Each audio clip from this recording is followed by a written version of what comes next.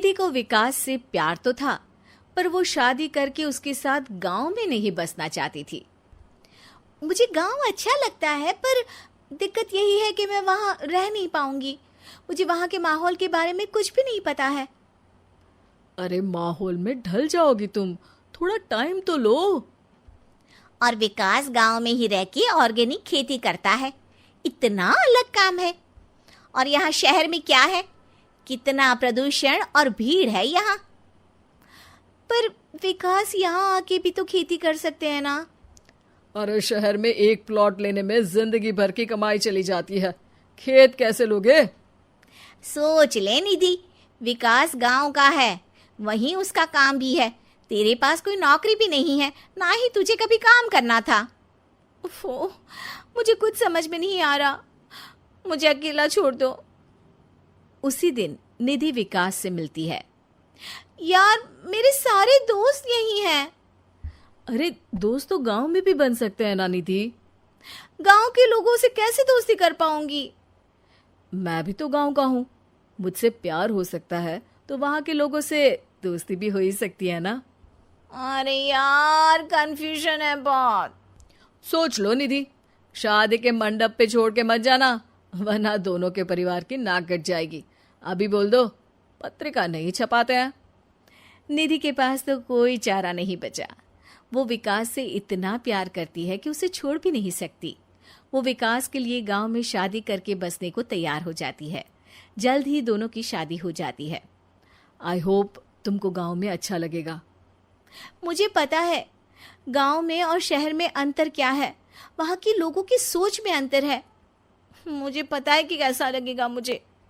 तुम ये बिना देखे किसी चीज के बारे में कुछ भी सोचने की आदत छोड़ दो ना। निधि ने उस वक्त तो कुछ भी नहीं कहा, पर वो सोचती है कि सबको इस बात का एहसास तो करवाना ही पड़ेगा कि वो सही है। उसके दिमाग में एक तरकीब आई। उसने सोचा कि गांव के लोगों के लिए वो ऐसा काम करेगी कि आगे से उसे कोई किसी काम का बोलेगा ही नहीं। शादी के एक दिन बाद निधि की सास ने फरमाइश की। निधि बेटा, अपने हाथ से कुछ खाने का बना दे। बिल्कुल सासू माँ, थोड़ा सा रुकिए, अभी बनाती हूँ।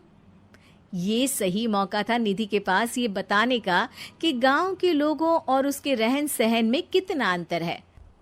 रोटी सब्जी दलिया भाजी खाने वालों के लिए पिज्जा बना देती हूँ, तब इनको समझ में आएगा। न खा पाएंगी, न कभी कुछ बनाने की बात कहेंगे। थोड़ी देर में निधि सास के लिए पिज्जा बनाकर ले आती है। ये लीजिए माँ जी, आपके लिए मैंने ये बनाया है। इसे हम शहर में पिज्जा कहते हैं, है ना बेटा? है? आपको कैसे पता कि इसे पिज्जा कहते हैं? अरे पिज्जा को पिज्जा नहीं बोलेंगे तो क्या फ्रेंच फ्राइज कहेंगे?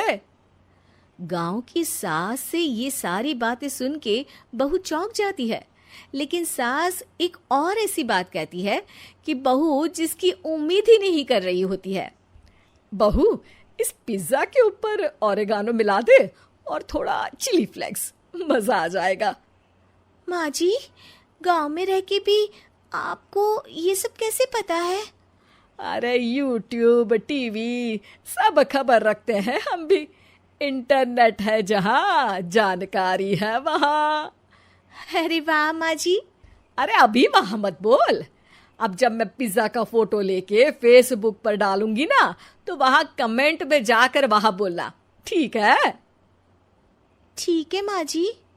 अरे ठीक है माँ जी की जगह ओके मम्मी या ओके मम्मा बोल दिया करना। है?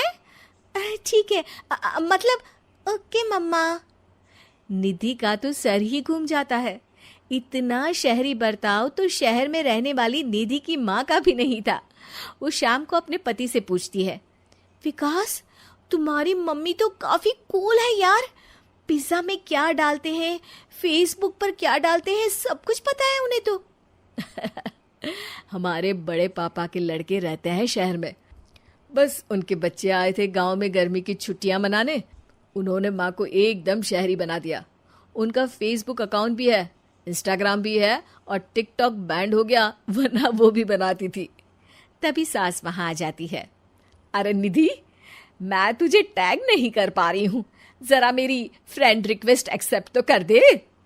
निधि की गांव को लेकर जो राय थी वो अपनी सासू माँ को देख के बिल्कुल बदल जाती है। और अब निधि भी सोशल मीडिया पे अपनी सास के साथ लाइव आती है और कमेंट बाजी भी करती है, ताकि सबको पता चले कि गांव में रह के भी उसका जीवन शहर जैसा ही है और उसके आसपास के लोगों के अंदाज भी एकदम शहरी है।